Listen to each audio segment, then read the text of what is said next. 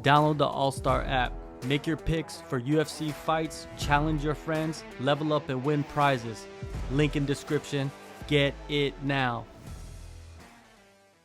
Michael, let's start with your last fight against Adam Piccolotti. It was a split decision, even though you moved on into the playoffs.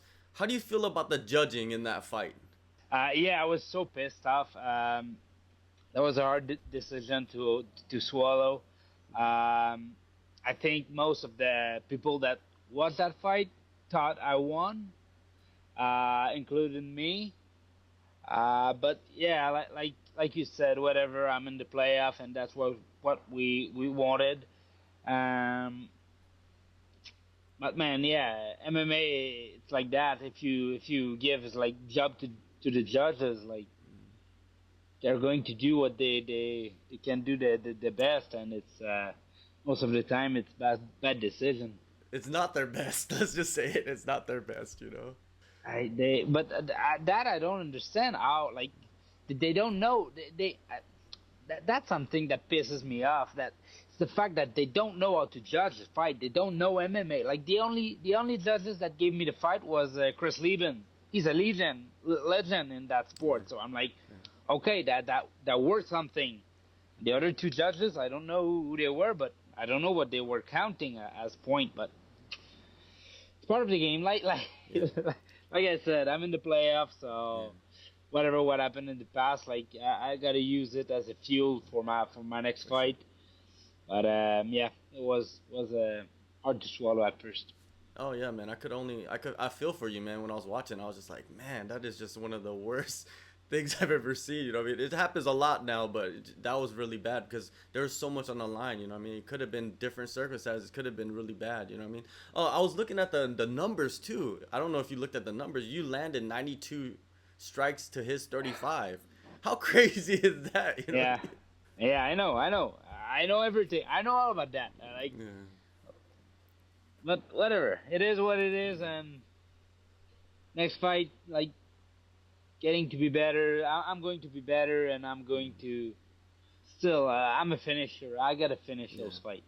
Yeah, let's talk about the next one, man. Rabadanov. What are your thoughts on him and the fighting style that he has? He's a real good fighter.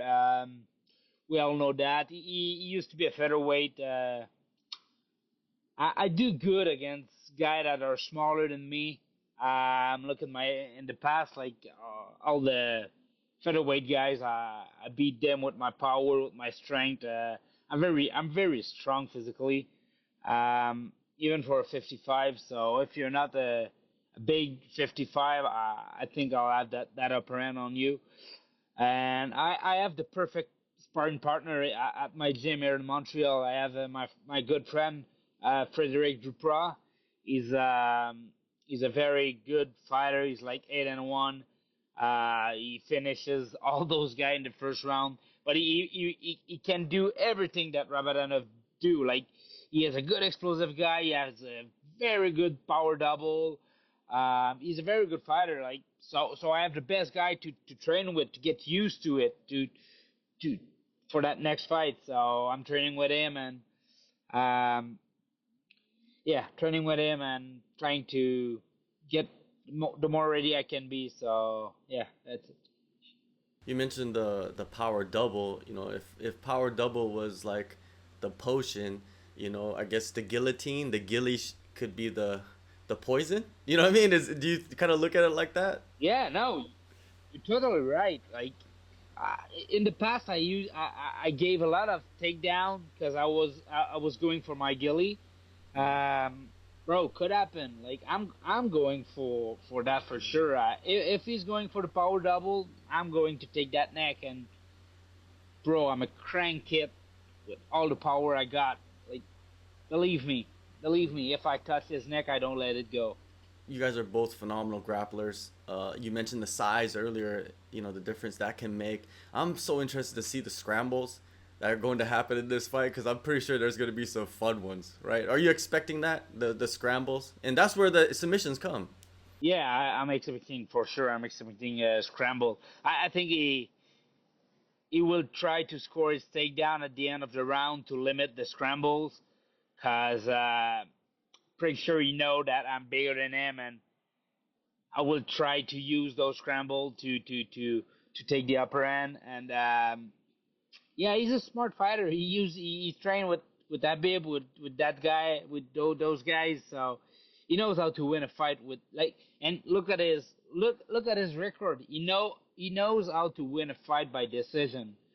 So he's going to do exactly like look good on the 2, 3, 4 first minute of the round, and at the end of the round he's going to shoot, score his takedown, try to limit it to the ground. But if he shoots early in the round, that's good to me. Like I can scramble and I can grab something that will finish the fight. Yeah, and also, your path to victory could also be on the feet as well with the striking, right? If he's not going to go for takedowns until late in the round, that means that it gives you opportunities to maybe even drop him with some hit, some shots, you know what I mean, and get him rocked, you know what I mean? The old club and sub situation. Yeah, I think my striking abilities are better than they ever been, and yeah, I think I can hurt him with my fist, with my foot, like I did with my first fight with the PFL. I throw a perfect body shot and it closes the fight.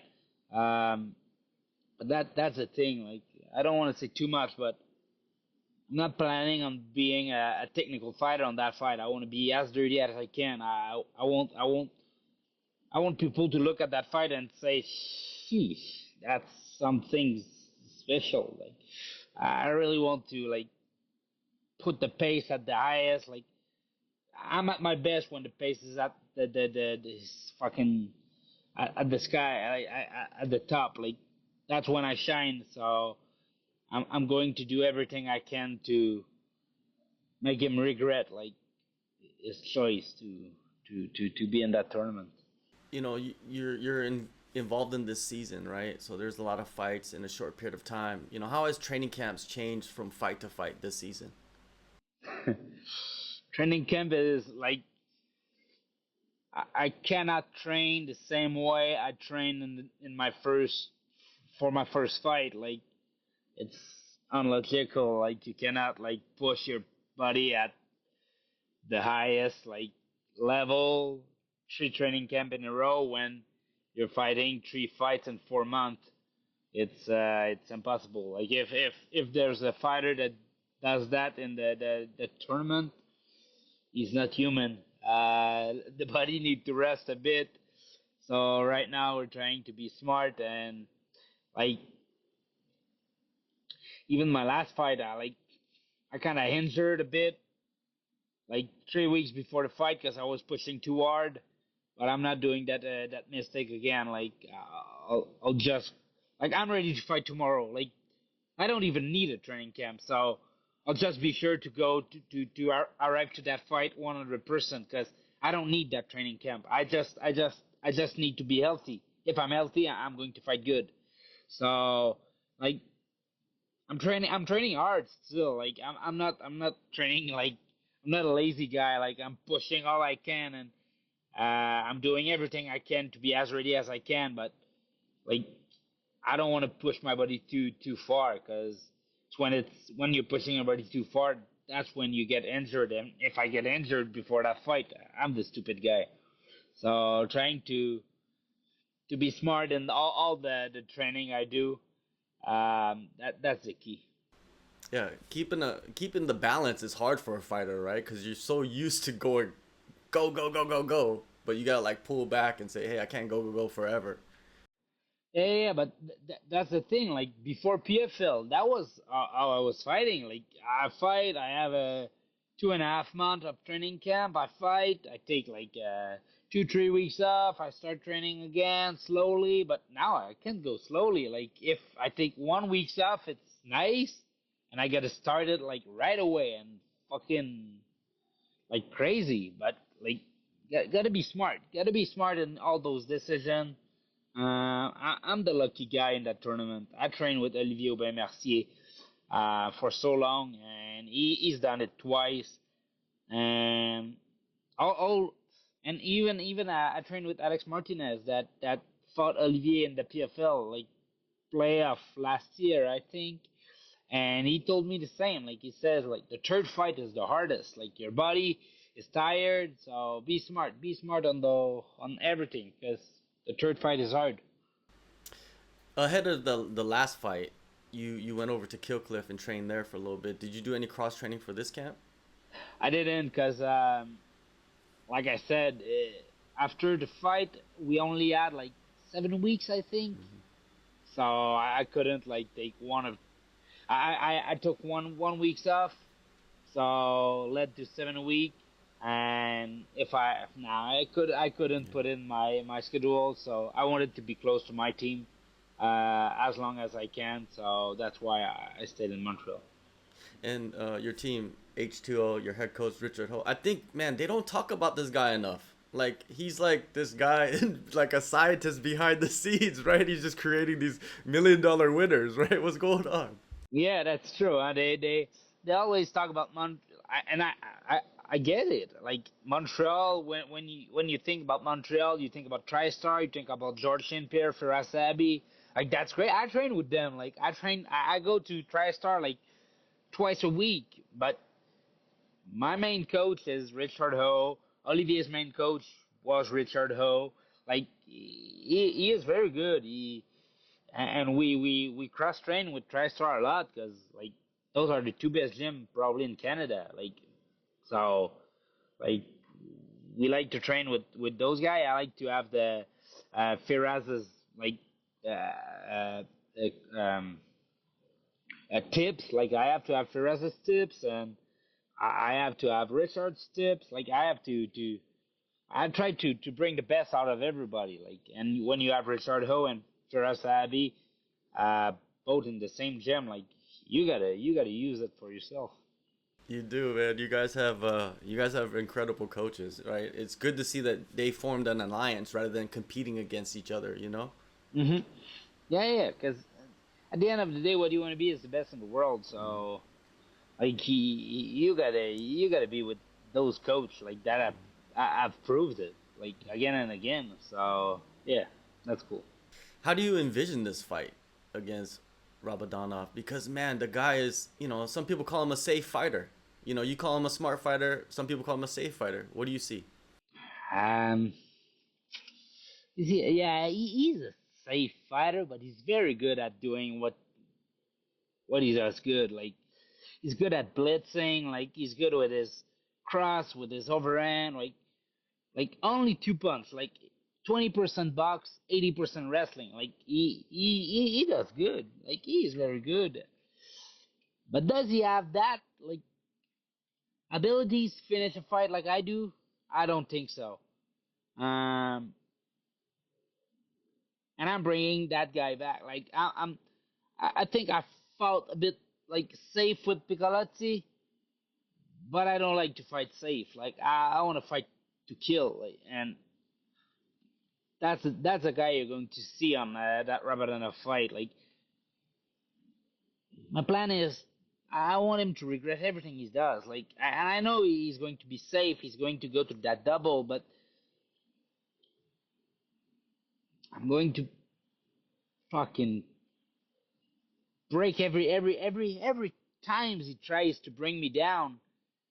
I want to make him regret that decision. Like a big sprawl, get heavy on him, like hit him with two or three bombs, and if he gets up, let's do it again. Like you're a wrestler, show me you're a wrestler. I'm a stuff you like as many times as you want, as many times as you come. Man, I feel the fire, man. I feel the fire. It's Yeah. gonna be a wild one. It's gonna be a wild one. On the other side of the bracket, right? You got Brett Primus and Clay Collard. How do you see that fight playing out? Who do you see potentially meeting you in the finals? That's a good question. Um, Clay Collard, Clay Collard just came from a loss. Huh? He got wrestled down, and we know that Brent Primus can do it. Brent Primus looked good in that first season fight. Like in the second one, he got stuff a couple of times. Renfro does good against Primus the second fight. So I don't know if Primus get like the same energy he had on the first fight. I think Primus can have it, but still, like a fighter like Clay Collard, he hates to lose. Like he's bouncing back the defeats. Like he's a bit like me. Like he's a guy that he's a proud guy. He want to show to people like I got beat that fight, but it's not going to be as easy for the next one. He is proud, and I don't know. It will be a close fight. It will be like I don't know. Clay Collard can win it, but like I'd say it's a 60-40 for 60-40 for the wrestler. Yeah, when you look at the finals on the other side, it's like I think whoever wins the fight between you and Rabadanov, you want to fight Brent Primus, right? He was the former champion for Bellator. It's the finals for the million. It like there's a narrative, right, that you could build with that a little bit more, don't you think? Yeah, yeah, it's fun. It's Yeah. the it's the new gen versus the old guys. The vet, the new gens versus the vet. It's going to be interesting. Like, yeah, it's going to be nice. Yeah. Like you said, the narrative for PFL will be good. And if it's me against Collard in final, like PFL will have fun with that because Olivier beat Yeah. Collard last year, so they will be like, Yeah. oh, will it happen again? So I don't know. I can't wait. Yeah. Honestly, will be fun. We either fighter can come with me, come meet me in the finals. I will like it. The finals, man, or the semifinals, August 16th, PFL 8, Hollywood, Florida. Michael, thank you so much for the time, man. All the best in the upcoming fight, and yeah, man, it's gonna be an interesting one. It's gonna be a fun one. I know. It's going to be fun. Even for me, will be fun. Hope you'll enjoy the show, and hope I'll see you there.